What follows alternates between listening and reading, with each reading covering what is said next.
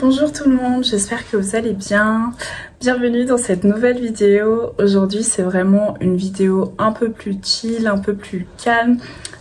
Aujourd'hui on va parler de tout ce qui a un petit peu changé dernièrement pour moi parce que comme vous le... et bien sûr toujours dans la thématique de ma chaîne.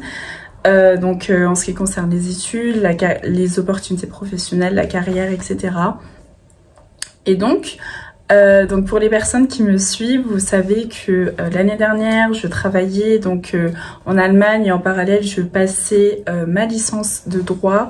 Voilà, et j'étais en année de césure concernant mes études dans un IEP. J'ai décidé de poursuivre mes études en Allemagne également, de les finaliser ici, donc dans le domaine juridique. Donc c'est vraiment quelque chose qui me tenait à cœur parce qu'en fait, lorsque j'ai commencé mes études, j'avais absolument aucune idée, aucune idée de dans quel domaine aller. Je savais pas du tout, et la raison par exemple pour laquelle je suis allée en sciences politiques, c'est parce qu'il y avait justement cette amie qui m'a dit les Sciences Po c'est vraiment super, c'est très bien après si tu veux t'insérer professionnellement, etc. Donc forcément je ne savais même pas quoi faire, donc c'est la raison pour laquelle j'ai intégré un IEP, la raison pour laquelle j'ai intégré une CPGE, c'est également parce que on nous disait souvent en CPGE que notre capacité à travailler, notre capacité à apprendre les informations, etc. C'était quelque chose qui était très très recherché, très très valorisé après sur le marché du travail. Et donc en fait, là en venant, excusez-moi, et là en fait en venant faire cette spécialisation dans le domaine juridique, j'ai enfin l'impression que oh my god, en fait c'est vraiment ce que je voulais étudier depuis tant d'années, mais que je m'étais jamais autorisée ou que j'avais jamais laissé, je ne m'étais jamais laissé l'espace de faire. Voilà, et c'est l'une des raisons de pourquoi j'avais décidé de reprendre mes études en parallèle de mon master à l'IEP. Et c'est la raison pour laquelle je décide d'achever mes études également sur une note juridique. Et donc en fait j'en suis vraiment ravie. En fait je voulais un peu vous parler ici dans cette vidéo de la différence qu'il y a entre mes études de droit en France et mes études de droit ici en Allemagne, parce que j'ai l'impression que c'est deux systèmes totalement, pas totalement différents, parce que forcément il y a des similarités, l'Allemagne et la France ne sont pas si loin, mais c'est quand même différent. Et aussi le programme dans lequel je suis, c'est vraiment un programme qui est très international.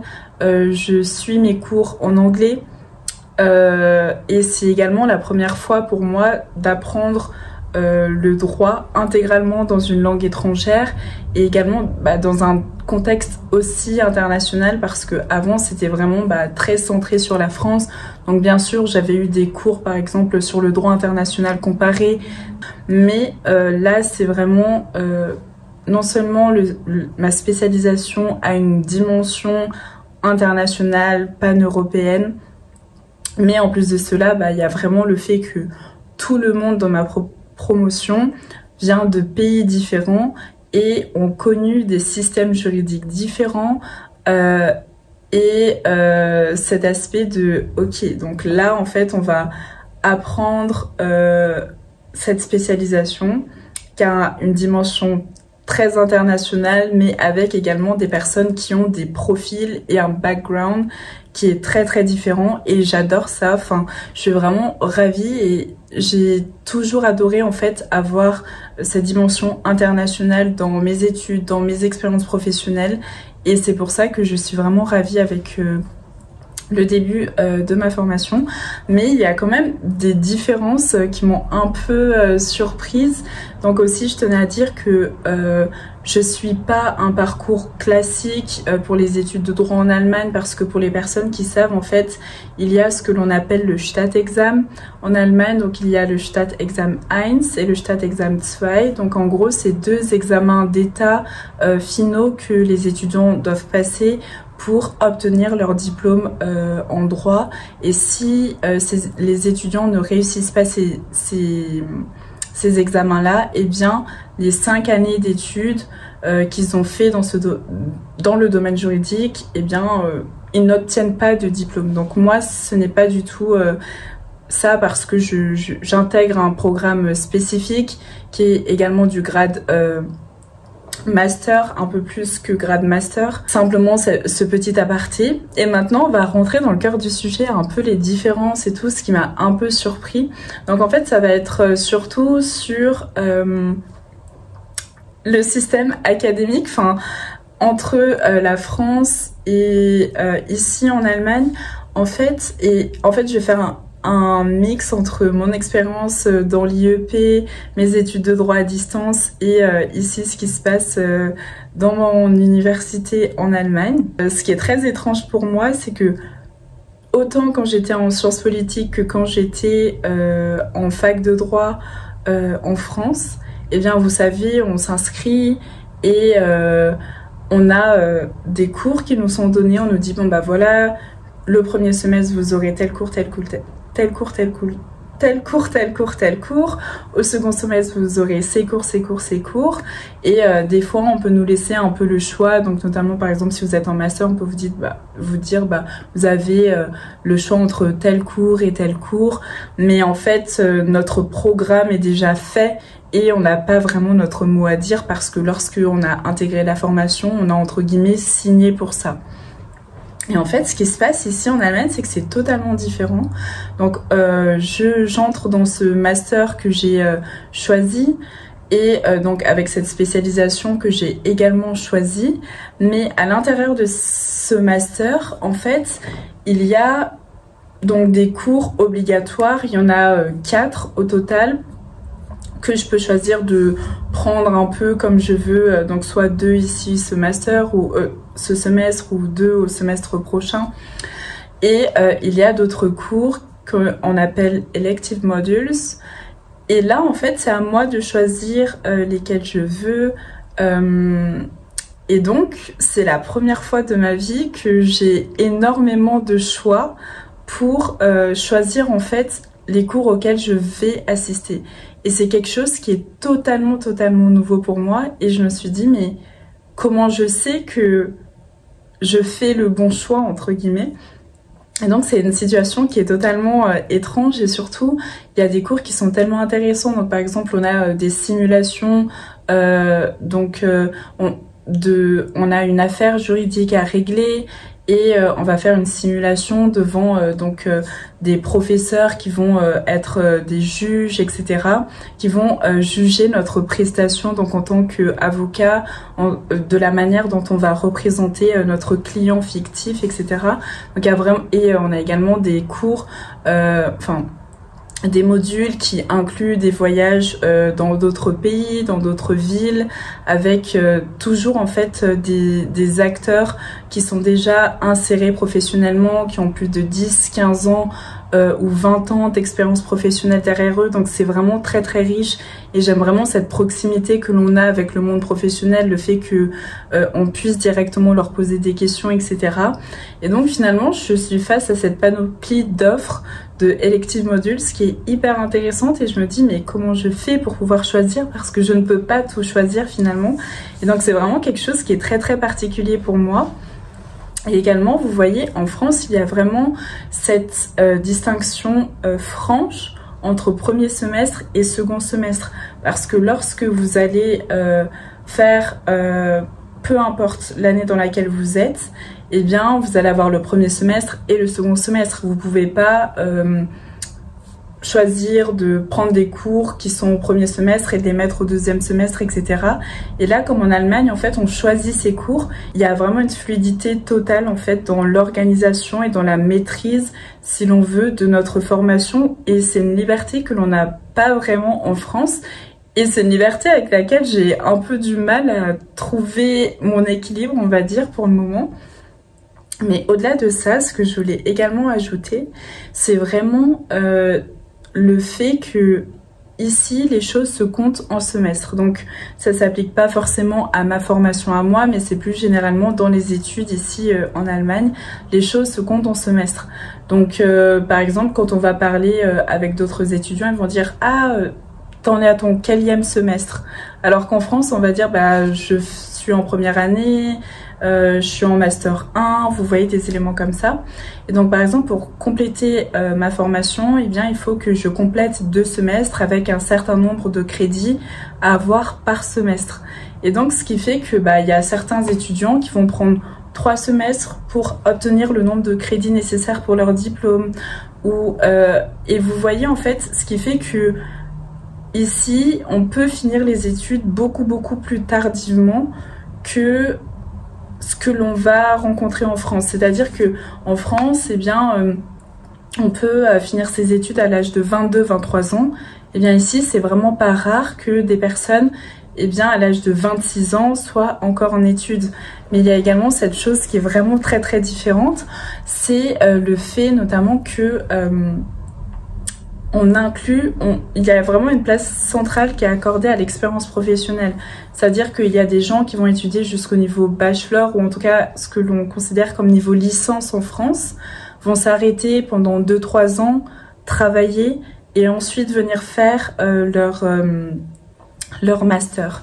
Et je trouve que c'est un système qui est vraiment très intéressant et que j'ai également retrouvé d'abord connu quand j'étais en Afrique du Sud, parce que je trouve que choisir un master lorsque l'on a déjà 2, 3, 4 années d'expérience professionnelle derrière, eh bien ça fait beaucoup plus sens entre guillemets, parce que on choisit en connaissance de cause.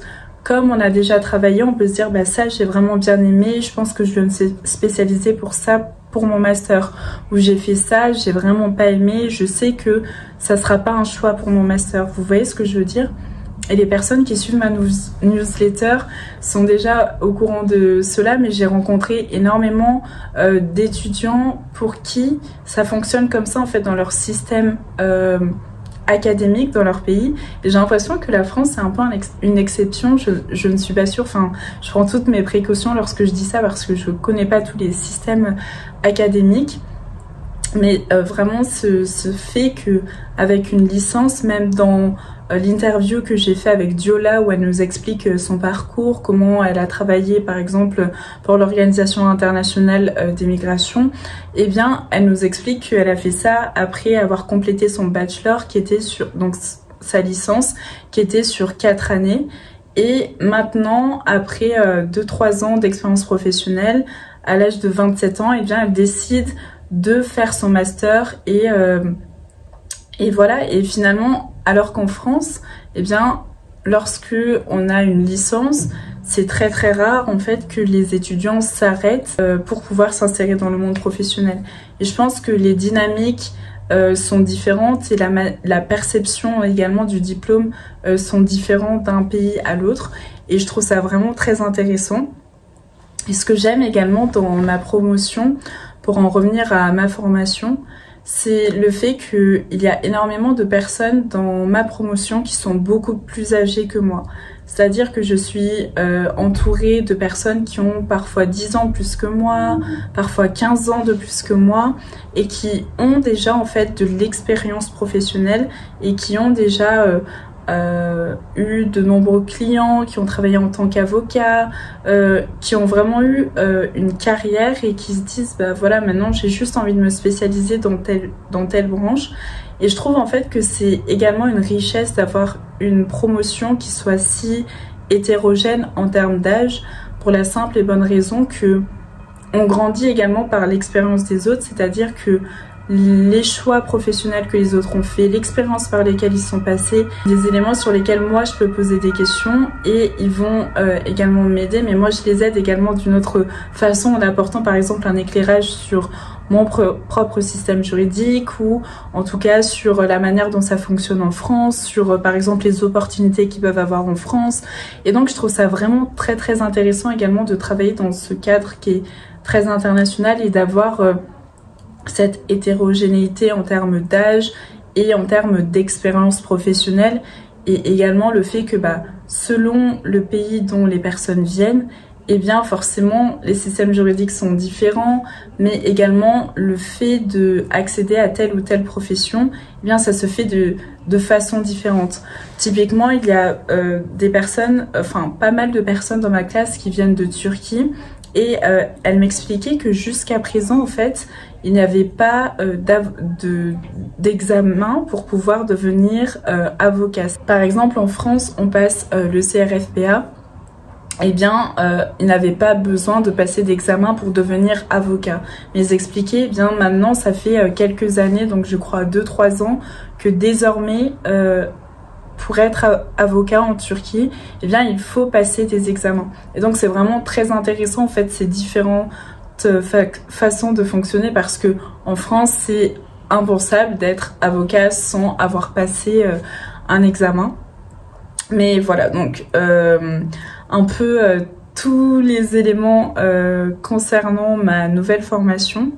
Et voilà, il y a également ce fait, donc pour en revenir sur le choix des formations, il y a vraiment ce fait qui était très étrange pour moi parfois je voulais accéder à certains cours et je me rendais compte qu'en fait ils étaient full, c'est-à-dire qu'ils étaient complets, je ne pouvais pas y assister. Et pour moi c'est très étrange de me dire j'ai postulé dans un master, j'ai été prise, donc normalement une place m'est réservée, mais ça c'est encore une façon de voir la réalité sous le prisme français, parce que en France, lorsque l'on intègre un master, eh bien normalement on a accès à tous les cours parce que, on a entre guillemets signé pour accéder à cette formation, à ces cours en particulier. Alors qu'ici c'est vraiment ok, vous êtes admis dans ce master, vous avez toute une panoplie d'enseignements, vous choisissez lesquels vous souhaitez suivre, mais pour certains cours, eh bien, il y a des places limitées. Et en fait, c'est très très particulier pour moi. Et il y avait des cours auxquels je voulais vraiment assister. Donc par exemple, ce voyage dans un autre pays qui avait l'air passionnant. Et pour moi, c'était vraiment un mix entre ma spécialisation que je suis actuellement en droit, et également ce côté un peu politique que je retrouvais avec mes études en sciences politiques. Et je me suis dit, mais ce cours a été fait pour moi. Et finalement, j'ai pas réussi à m'enregistrer parce que je ne comprenais pas exactement comment les choses fonctionnaient, et ce qui a fait que le cours était complet. Et donc ça a créé quand même un sentiment de frustration en moi, mais je me dis que en fait l'offre de formation est tellement intéressante que forcément, c'est pas une fatalité en soi, mais c'est que c'est vraiment très étrange de finalement, vous voyez, le fait de devoir s'enregistrer dans des cours manuellement, etc. Donc voilà, en fait, c'est pour moi la découverte d'un nouveau système académique après la découverte du système académique sud-africain et français forcément, et maintenant allemand. Voilà. Et voilà, donc en tout cas pour les personnes qui suivent également des études en droit, je tenais à vous dire que mon guide pour réussir toutes ces années d'études en droit est disponible désormais sur Amazon. Pour pouvoir commander ce livre, eh bien vous avez simplement à cliquer en description. Et je tenais également à dire que j'ai de plus en plus de questions de personnes qui me disent mais comment t'as fait pour étudier à l'étranger, etc. Sachant que cette fois-ci vraiment la formation, elle ne s'intègre pas du tout dans le cadre d'un partenariat avec une université en France, etc. J'ai cherché par moi-même, j'ai apply par moi-même, j'ai tout fait par moi-même de A à Z. Je complète simplement ma vidéo en indiquant que peut-être que toi également tu souhaites étudier à l'étranger, donc que ce soit par exemple aux États-Unis, que ce soit à Londres, que ce soit dans un pays d'Afrique. Eh bien, je voulais simplement t'indiquer que c'est tout à fait possible, mais le frein principal que l'on rencontre, c'est la question du financement, parce que étudier à l'étranger, ça engendre forcément des coûts, et étudier tout court, effectivement, on le sait tous, ça a un coût.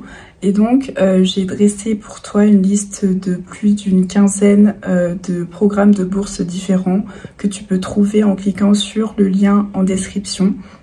Et si tu veux aller plus loin, pour savoir comment préparer ta candidature, tu peux t'inscrire pour la conférence que je vais tenir le 29 novembre prochain, dans laquelle je vais vraiment aller en détail. Cette conférence, ça va vraiment te permettre d'apprendre à faire une candidature qui soit marquante pour le jury et qui reflète vraiment tes compétences. Et dedans, je déverse littéralement tout ce que moi j'ai mis en place pour pouvoir décrocher une bourse d'études, mais également tous mes secrets entre guillemets depuis toutes ces années pour pouvoir faire des lettres de motivation et des courriers qui marquent l'esprit des personnes qui les lisent.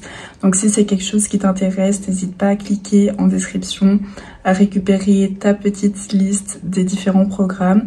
Et si tu le souhaites, me rejoindre le 29 novembre prochain. Donc voilà, je t'attends avec impatience, j'ai super hâte. Merci d'avoir regardé ma vidéo, à bientôt pour une autre vidéo. Ciao ciao.